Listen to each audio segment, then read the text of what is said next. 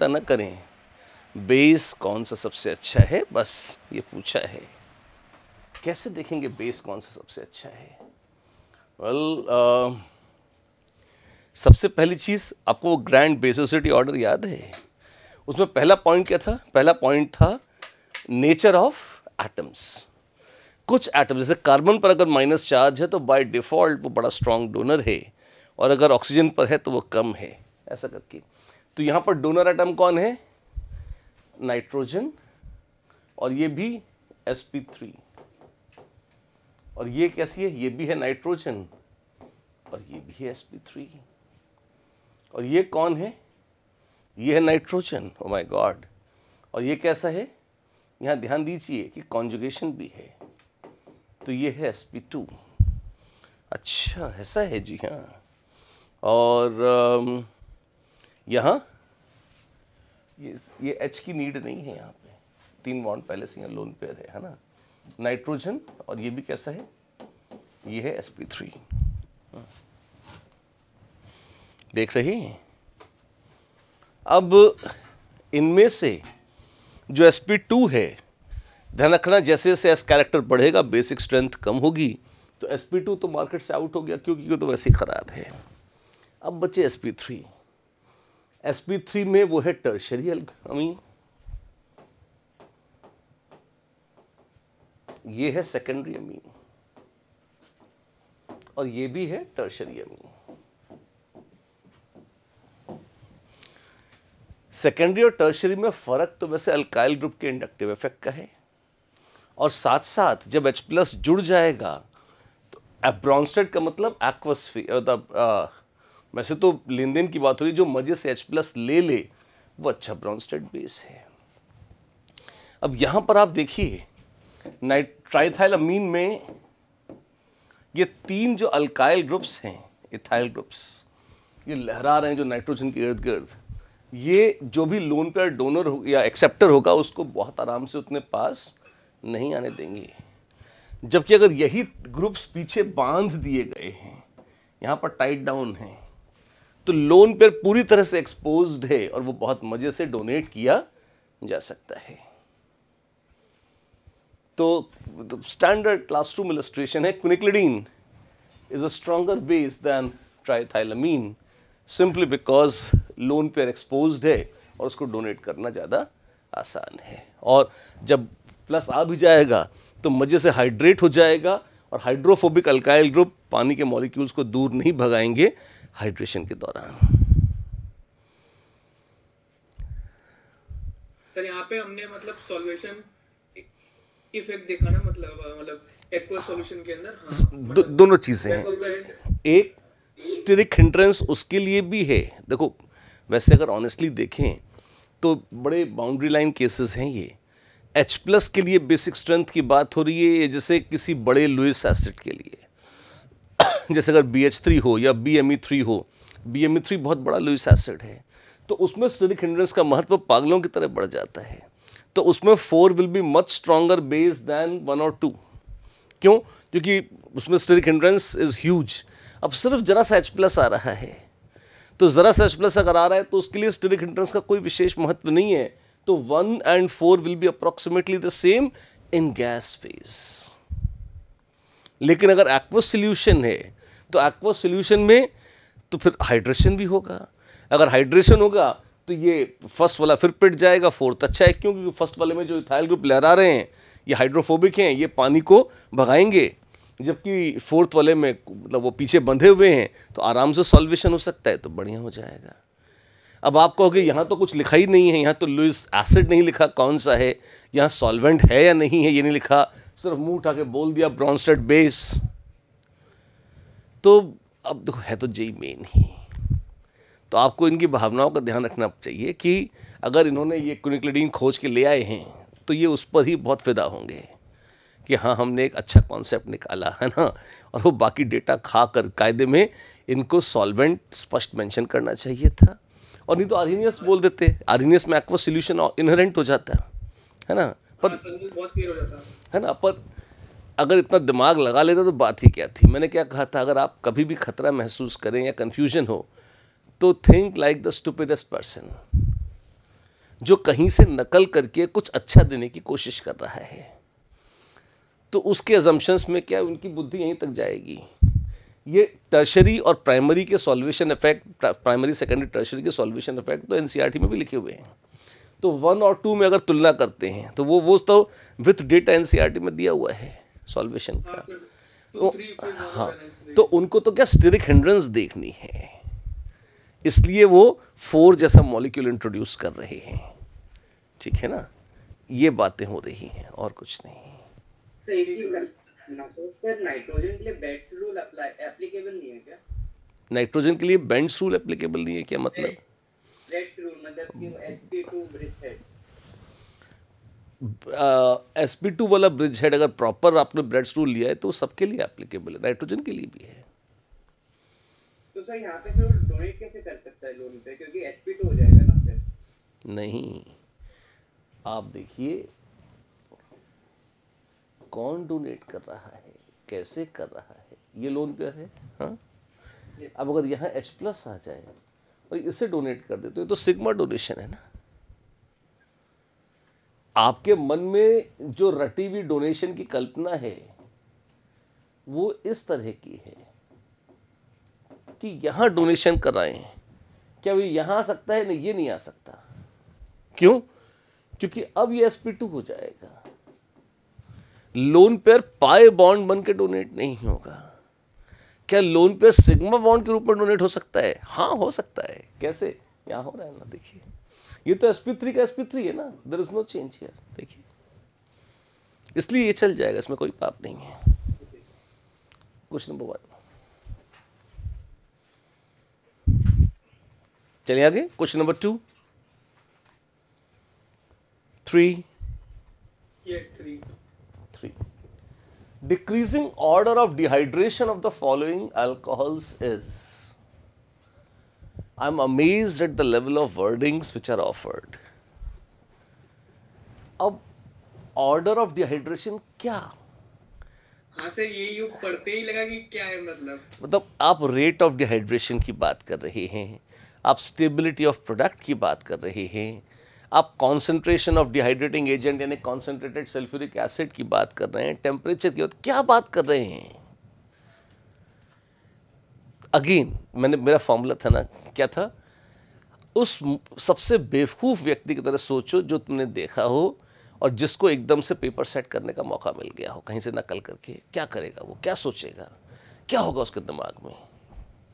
OH को निकलवाना और कार्बोकेटायन बनवाना एसिड के साथ प्रोबेबली। रेट ऑफ, मतलब वो रेट ऑफ रिएक्शन की बात कर रहा है। हाँ वही है ना, फील उसके रेट ऑफ रिएक्शन की है। तो एक बात बताओ, क्या फिनॉल का कोई डिहाइड्रेशन होता है? क्या फिनॉल में से पानी निकाल सकते हो तुम?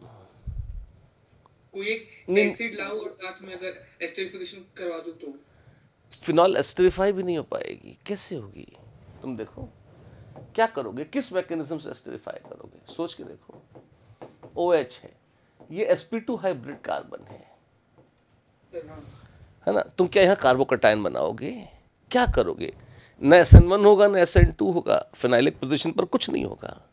तो क्या करें? एग्जैक्टली कुछ मत करो। क्यों? क्योंकि उसका कुछ होना नहीं है। तो ऑर्डर ऑफ डिहाइड्रेशन सबसे पुअर तो है फिनॉल। फिनॉल का तो कुछ भी नहीं होना। तो अगर ऐसा है तो ए यानी कि ऑप्शन 1 2 3 4 में से 1 और 3 तो आउट हो गए, बचे 2 और 4। सिर्फ फिनॉल के दम पे। फिनॉल विल नॉट रिएक्ट, न वो SN1 देगी न SN2, तो किसी भी तरह से एस्टरिफिकेशन नहीं कराने वाली वो, खुद के ही साथ। मतलब कोई दूसरा आता उसके साथ अलग बात थी, पर खुद के साथ तो कुछ नहीं होना। बी में देखिए क्या है। बी में मौसम बड़ा खुशगवार है। क्यों? अगर आप, कुछ दिख रहा है बी में आपको या कुछ भी खुद नहीं दिख रहा? दिख रहा है सर। क्या दिख रहा है? रेजोनेंस हो सकता है और वहाँ पे मतलब एक्सटेंट ऑफ रेजोनेंस देख सकते, मतलब अगर OH हट जाए तो उसके बाद कार्बोकेटायन जो बनेगा वो मोर स्टेबलाइज्ड हो जाएगा। फिर क्या होगा? फिर से हम देखेंगे कि मतलब जहाँ तक सोच पा रहा हूँ कि एक्सटेंट ऑफ डिलोकलाइजेशन देखेंगे, जिसमें ज्यादा होगा वो मोर स्टेबल और जो मोर स्टेबल होगा वो मोर ऐसे।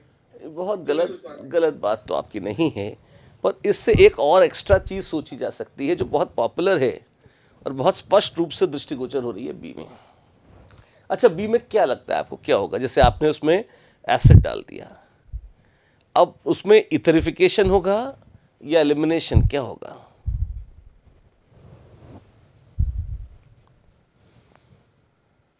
कार्बोकटायन आराम से बनेगा बी में, बोलो। यस सर सर सर इसमें शायद वो होगा अलाइलिक पोजीशन पे जो आपने बताया था SN1 अरे देख बाबा, ये देखना, ये ऐसा है, ठीक है ना? अगर गलती से भी H+ निकल जाए तो क्या बनेगा? हाइड्राइड शिफ्ट होगी और अबे हाइड्राइड शिफ्ट की भाड़ में, कहाँ क्यों हाइड्राइड शिफ्ट होगी? बेवकूफी की बात, बेंजीन बन जाएगी। देखो हाँ यस सर, बेंजीन तो देख सकते हो आंखों से, बेंजीन तो बहुत इजी कंपाउंड है ना?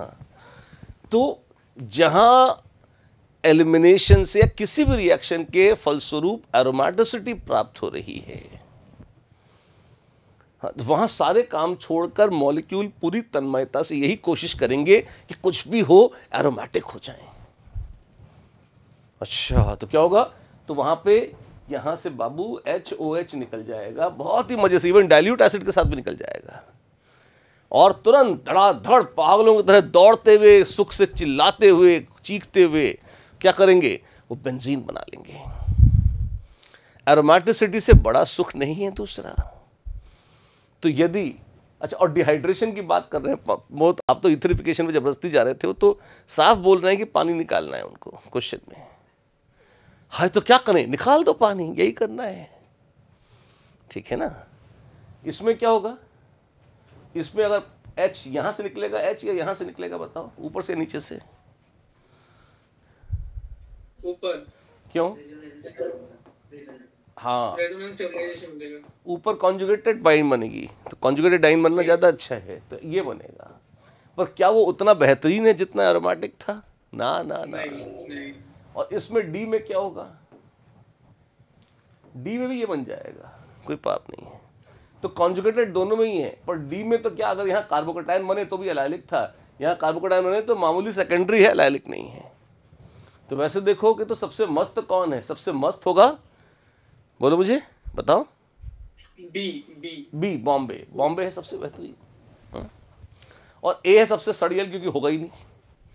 अब बच गया C और D, तो C और D में भी देखो, बिकॉज कार्बोकटाइन ज्यादा स्टेबल है, तो इवन एलिमिनेशन भी होगा D में। अच्छा, और E2 तो जो हो रहा है होता है, वो तो C में भी हो रहा है और D में भी हो रहा है, कोई बहुत बड़ी बात नहीं है, ठीक है ना? तो D will be somewhat better than C।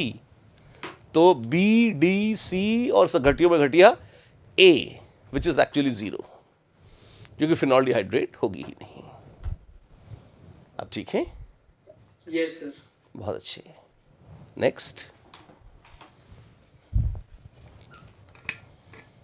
कौन सा है ये? Question number 4, 5,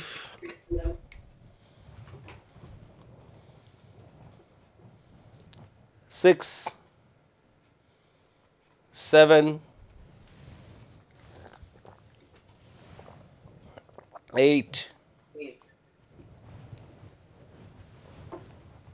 Amongst the following compounds, the one which shows highest dipole moment is, क्या बात है? डाइपोल मोमेंट दो चीजों पर डिपेंड करता है, चार्ज और डिस्टेंस। अब इसमें अगर तुम देखो, बहुत क्लासिक है, तो क्लास की इलस्ट्रेशन जैसा है GUC के। कैसे? अगर ये कूद जाए यहाँ, एरोमेटिक स्पीशीज बन जाएंगे।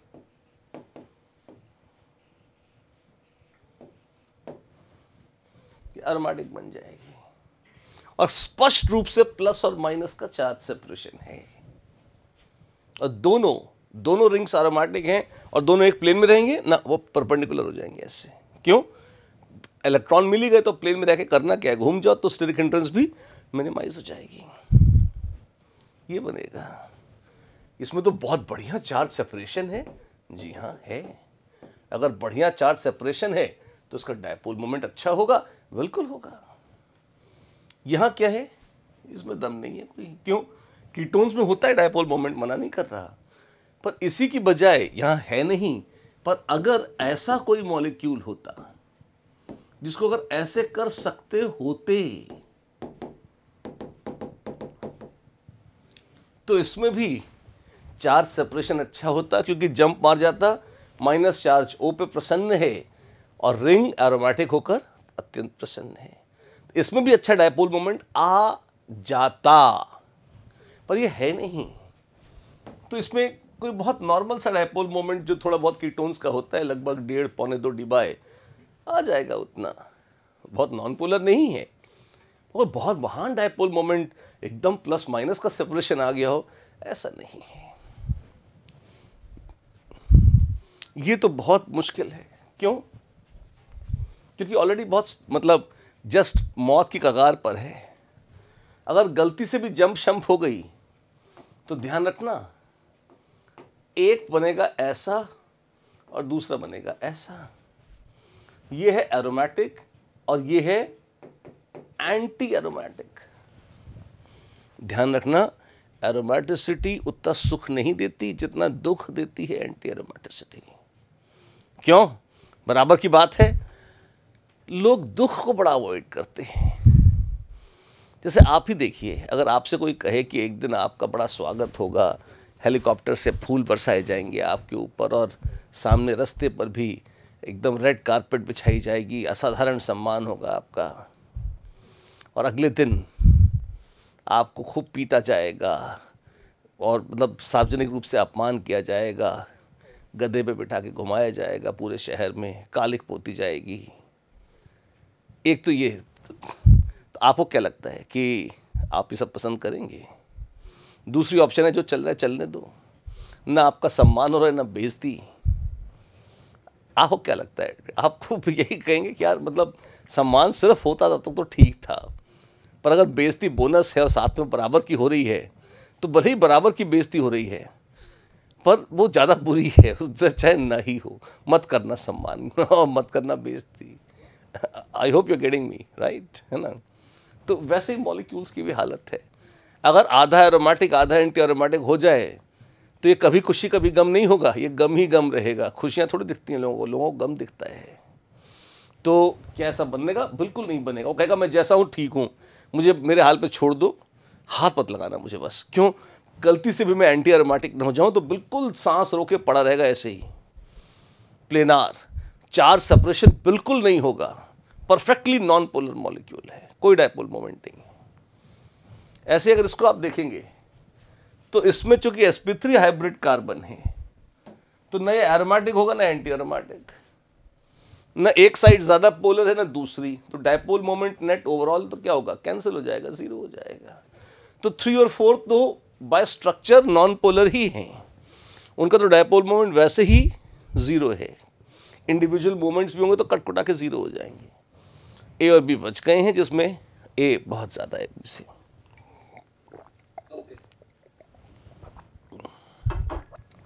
आप समझ रहे हैं? 9 question number 10 11 Yes, 11. The ascending order of acidity of OH group in the following compounds is वाह। सर C और A में बता दीजिए कंपैरिजन थोड़ा सा। C और C A ये तो बड़ा आसान है। A अल्कोहल है, मामूली अल्कोहल, और C फिनॉल है। Alcohols are always far poorer than phenols. Phenols are definitely better. Alcohols की एसिडिक स्ट्रेंथ लगभग पानी जितनी होती है। लिटमस पर डालोगे तो वो न्यूट्रल पता लगेगा तुम्हें। जैसे लिटमस पानी के लिए न्यूट्रल है, लिटमस अल्कोहल्स के लिए भी न्यूट्रल है। लेकिन phenols turn moist blue litmus red. Weak ही सही पर एसिडिक होती हैं फिनॉल्स। फिनॉल का जैसे Ka वैल्यू 10⁻10 के आसपास आती है, पानी की 10⁻16 के आसपास आएगी। अल्कोहल्स लगभग 10 लाख गुना ज़्यादा एसिडिक या कम एसिडिक होते हैं फिनॉल्स के मुकाबले। अब NO2 लगा के थोड़ा तुम और बढ़ा दोगे, जैसे 20 मोर, OMe लगा के थोड़ा सा कम कर दिया, पर वो फिनॉल के मुकाबले कम ज़्यादा है। एनी गिवन डे अल्कोहल से तो वो ज़्यादा ही है। ठीक है ना। तो मतलब ए तो पिटा हुआ ही है, वो तो पिटने ही आया था। मतलब इसकी कंपैरिजन में बी या सी देखोगे तो बी सी से अच्छी है, क्योंकि NO2 विड्रॉइंग ग्रुप है तो एसिडिटी बढ़ा देगा। OMe रेस्ट तो ठीक है, समझ गया सर मैंने, बाकी तो हो गए थे सर। ठीक है, बहुत अच्छा है। कौन सा था ये? दिस इज 11, 12,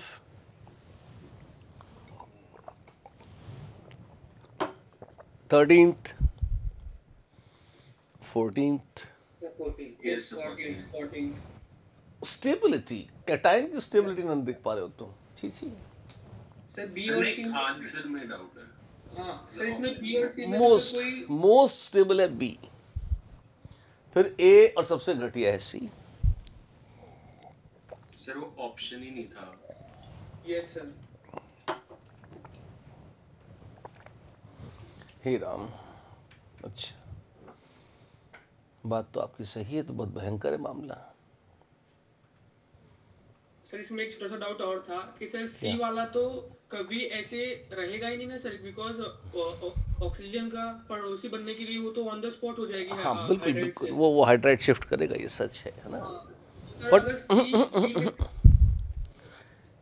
यहाँ पे इस लॉजिक को कभी ऐसा इस तरह के क्वेश्चंस मत लगाना। गंदा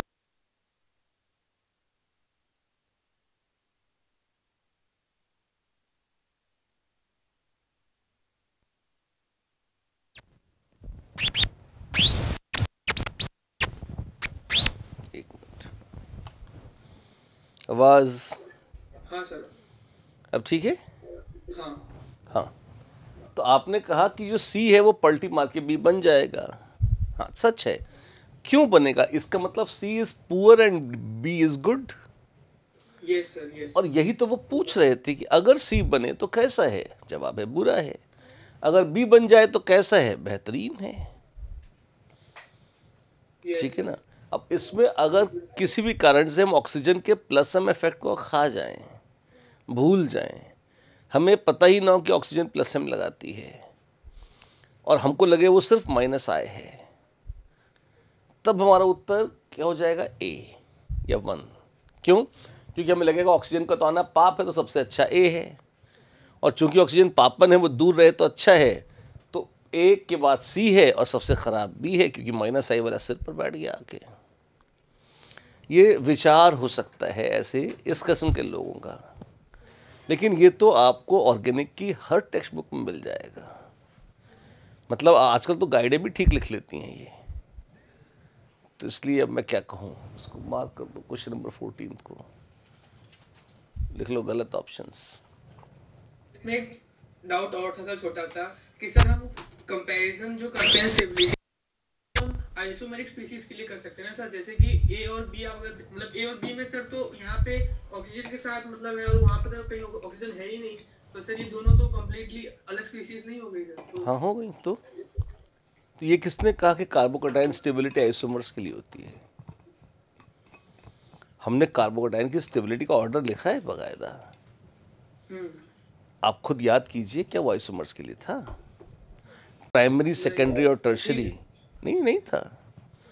तो ये आइडिया बहुत शुभ नहीं है कि ये तुलना आइसोमर्स के लिए हो सकती है। गलत आइडिया है। ठीक है sir. 15th, 16th, 17th,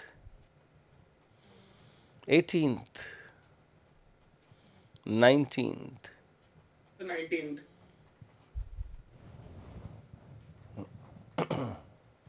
The strongest acid. Acidic strength पूछ रहे हो? हाँ सर, इसमें ऑप्शन 1 और 2 में सर बहुत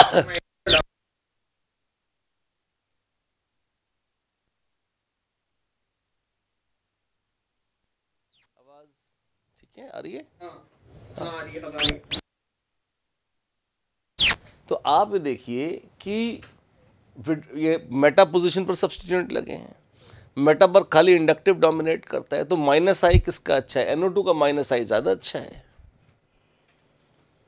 तो वो ज़्यादा एसिडिक होगी। Cl का माइनस आई है पर कम अच्छा है, तो थोड़ा कम एसिडिक है। मिथाइल तो प्लस आई है, तो बहुत ही बुरा हो गया। तो इसमें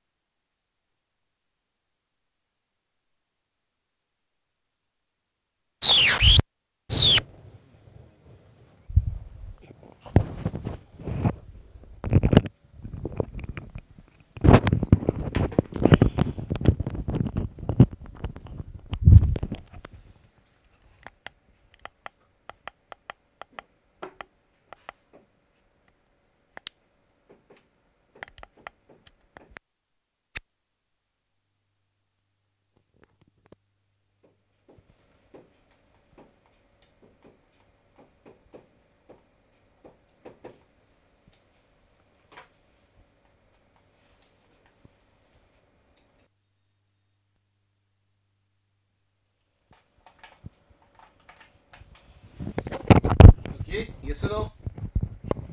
Yes, sir. 28th, 21,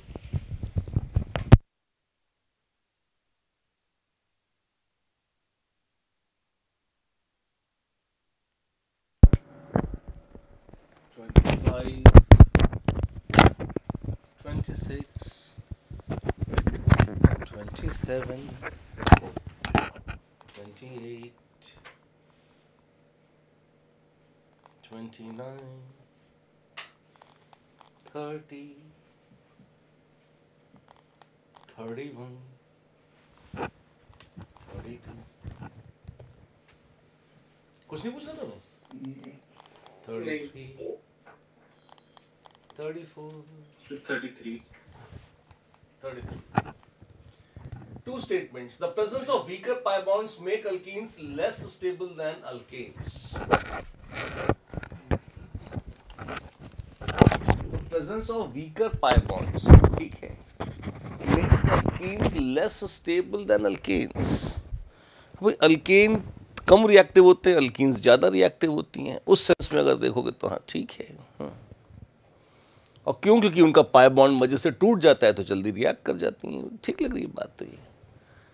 the strength of double bond is greater than that of carbon carbon single bond. ये भी सच है. ये सर गॉट इट सर. वो मैंने गलती से मैंने पाई और सिग्मा का वो सोच लिया था. डबल बॉन्ड तो ज्यादा होता है. मेरे को लगा पाई और सिग्मा का डिफरेंस पूछा. ठीक बात है. ठीक है, चले आगे. चलो 34,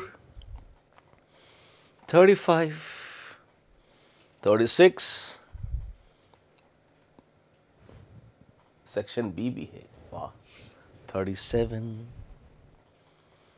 38, 39, 40, 40. अरे वाह, द एंड हो गया. That's all. कोई विशेष कामना हृदय की? सर सीजेप का डिस्कशन बचा था कोऑर्डिनेशन कंपाउंड का. आप ले आओ. बिल्कुल. कोऑर्डिनेशन कंपाउंड्स में एडवांस पैटर्न टेस्ट का डिस्कशन शेष था. बिल्कुल सही मौका भी है, दस्तूर भी. आइए कर लेते हैं. सर जीओसी में सर एक दो कॉन्सेप्ट में सर थोड़ा सा डाउट था, छोटा सर. एक तो एसिडिक हाइड्रोजन फाइंड करने में और सर एक वो परसेंटेज इनोल कंटेंट निकालने में सर, मतलब उसका कंसेप्ट एक बार बता दो तो. हाँ, एक बार खाली पेज खोल. हाँ. फिर आज यही बता पाएंगे फिर, क्योंकि दोनों लंबे आइडियाज हैं, छोटे नहीं हैं. हाँ सर ठीक है, चलेगा, पहले ही बता देंगे. फिर वो एडवांस पर कल या बाद में ही डिस्कस हो पाएगा जो बैकलॉग है. ठीक है. हाँ, ब्लैंक पेज निकालो. बट मेक सेंस, क्योंकि अभी हम जीओसी डिस्कस कर रहे हैं, तो उसका अगर कोई कॉन्सेप्ट है जो आपको असहज लगता है तो उसको देख लेना ज़्यादा अच्छा है. जो पहला प्रश्न है आपका वो बहुत लंबा है. कौन सा? कि एसिडिक हाइड्रोजन कैसे चुनते हैं. एसिडिक हाइड्रोजन चुनने के लिए सबसे अच्छा तरीका तो ये होता है कि आप क्या करें. आप कहें कि सबसे पहले मैं मोस्ट बेसिक हाइड्रोजन पता करूंगा, या मोस्ट बेसिक कार्बोनाइन या जो भी आयन है वो पता करूंगा, बेसिक स्ट्रेंथ. क्या आपको ग्रैंड बेसिसिटी ऑर्डर याद है? हाँ या नहीं? मतलब सर उसमें हाँ याद तो है, बट सर उसमें थोड़ा ऊपर नीचे कभी कभार हो जाता है.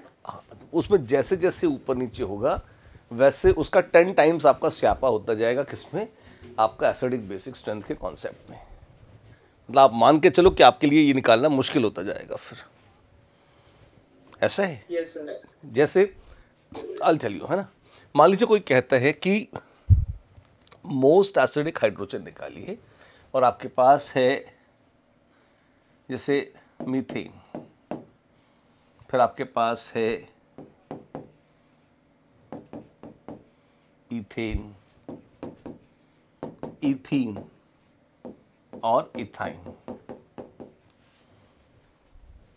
अब अगर इसमें कोई एसिडिक हाइड्रोजन निकालने को कहता है, तो इन जनरल एसिडिक हाइड्रोजन का मतलब ये हुआ कि सबसे पहले आप उसका कॉन्जुगेट बेस बनाएं, जिस हाइड्रोजन को आप मानते हैं या सोचते हैं कि ये एसिडिक हाइड्रोजन हो सकती है, आप कहें कि इसका H+ निकाल देते हैं, तो H+ निकाल दीजिए। तो कॉन्जुगेट बेस बनाइएगा, तो यहां बनेगा CH3-, यहां बनेगा CH3 CH2-।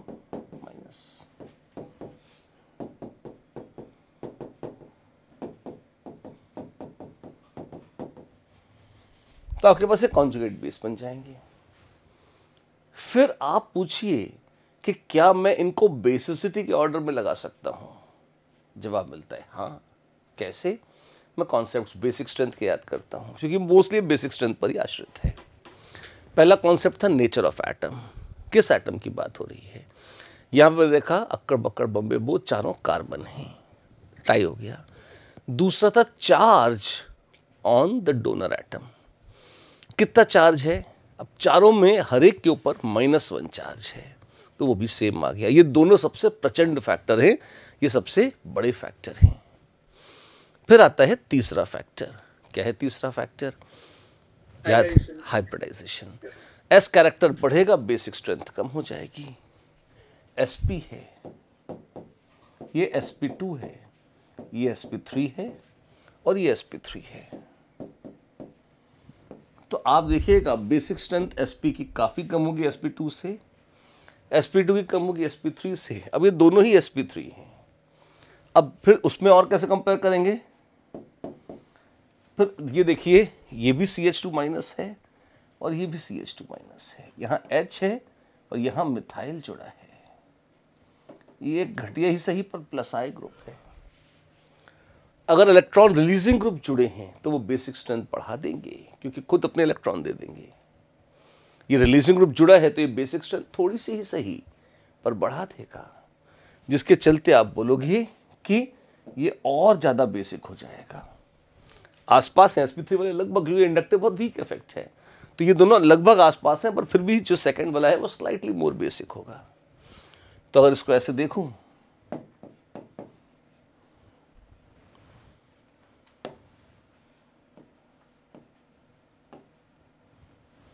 तो आप देखेंगे बेसिक स्ट्रेंथ का ऑर्डर इस तरह से जा रहा है, ये ज़्यादा है ना?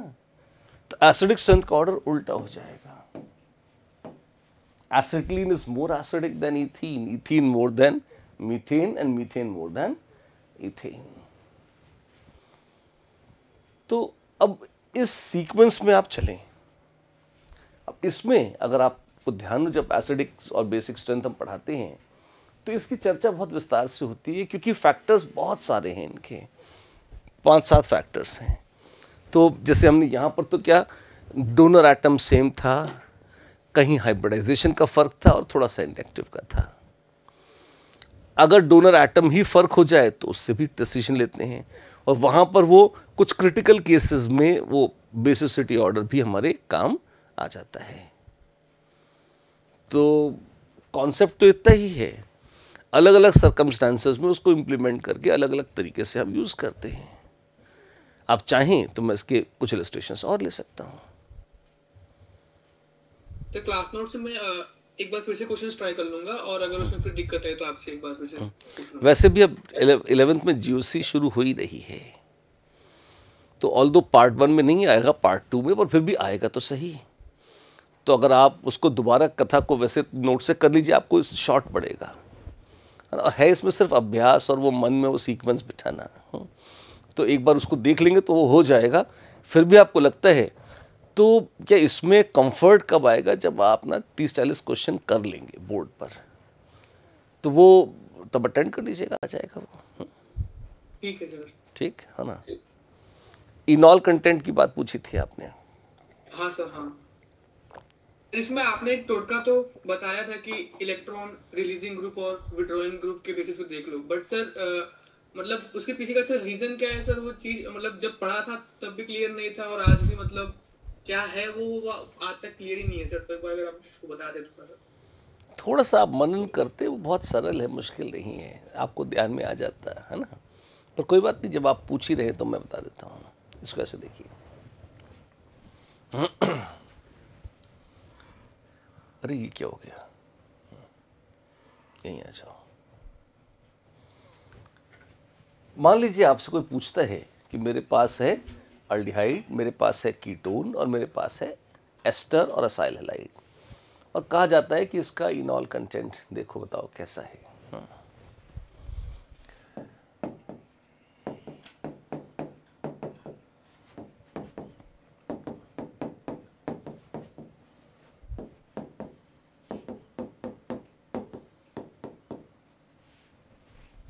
तो जब ये इनॉल बनाएगा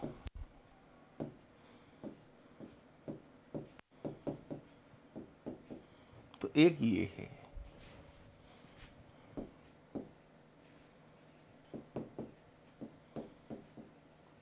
एक ये है,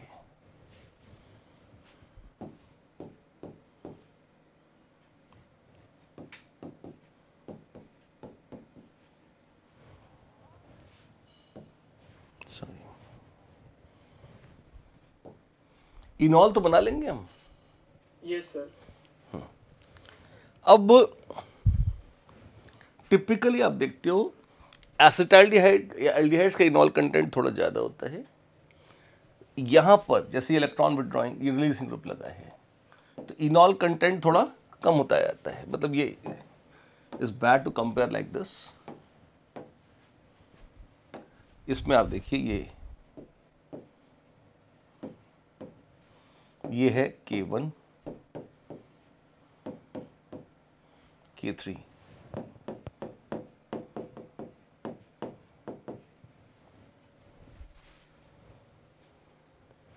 ये पलटते कैसे हैं, इनॉल कैसे बनती है? एसिडिक या बेसिक मीडियम में वाया हाँ। डोनेट करने में। एक क्षण के लिए मान लीजिए कि एसिडिक मीडियम, तो मतलब ऊपर से कोई एसिड तो है नहीं, बेस नहीं, कुछ नहीं है, है ना, तो एल्डिहाइड दूसरे एल्डिहाइड से रिएक्ट कर रहा है, ठीक है ना। अब यही H+ निकाल रहा है, तो आपके पास क्या बनेगा?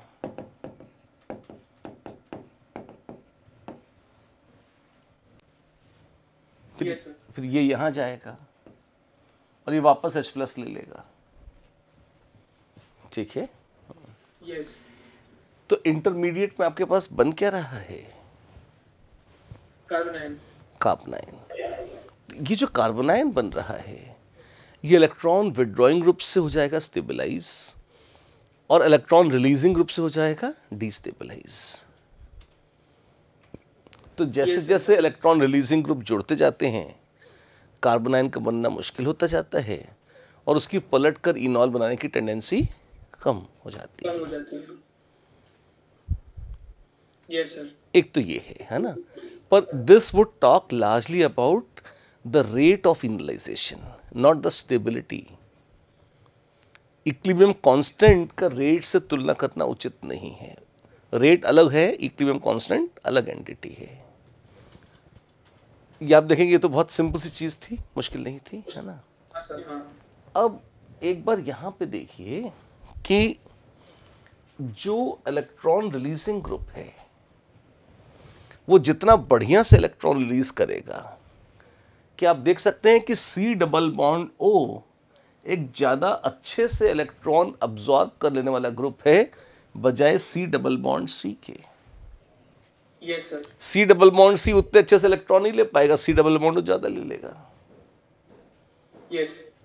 तो जैसे जैसे इलेक्ट्रॉन विड्रॉइंग ग्रुप जुड़ते जाएंगे, रिलीजिंग ग्रुप जुड़ते जाएंगे, क्या आप देख रहे हैं कि वो ज़्यादा मस्त रिलीज करेंगे यहाँ पर, इसकी बजाय वो कीटोन को उसके इनॉल के मुकाबले ज्यादा स्टेबलाइज करते जाएंगे एक्स्ट्रा इलेक्ट्रॉन्स खिला खिलाकर। यस। ये टफ तो नहीं है लॉजिक? एक एग्जांपल देके और समझाऊं? नहीं सर, समझ आ रहा है। तो क्योंकि इसने इसको ऑलरेडी खुश कर दिया C++ को रिलीज करके, और C+C तो ज्यादा इलेक्ट्रॉन लेता ही नहीं था, तो उसमें रिलीजिंग जुड़े या ना जुड़े उसको कोई फर्क पड़ नहीं रहा बहुत ज्यादा। पर C++ को मजा आने लगा, कहने लगा तू तो बढ़िया है, दे दे इलेक्ट्रॉन, मेरे को रख दे। तो जैसे जैसे ये स्ट्रक्चर और मस्त होते गए वैसे वैसे इनकी पलट कर इनॉल बनाने की टेंडेंसी कम होती कम गई। हो गए। इसके चलते इनके इक्विलिब्रियम कांस्टेंट्स कम हो गए। Yes sir.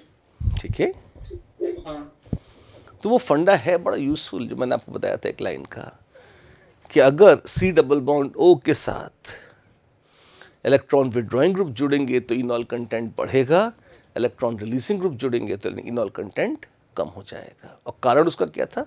कारण ये था जो मैंने आपको बताया है। Yes sir yes. इतना ही है या इनॉल कंटेंट को लेके और भी कोई कष्ट है? नहीं सर, बस यही था कि वो बीच में मतलब ये चीज नहीं पता थी, या फिर पता भी थी तो मेरे दिमाग से मतलब थोड़ा सा आउट हो गया था कि वो इंटरमीडिएट वाली बात की, मतलब कार्बोनाइल की स्टेबिलिटी बेसिस पे होगा, बस ये नहीं पता था। ठीक है, अब ठीक है। हाँ सर अब ठीक। चलिए, अच्छी बात है। प्रधान, सौजात्य, पीयूष, कुछ और? प्राग्वी जी एंड अदर्स। चलिए, दैट्स इट। एडवांस का कर लिया कच्चा चिट्ठा, जीओसी के साथ साथ उसको भी कर लेंगे। All right, that's it. Bye bye, have fun.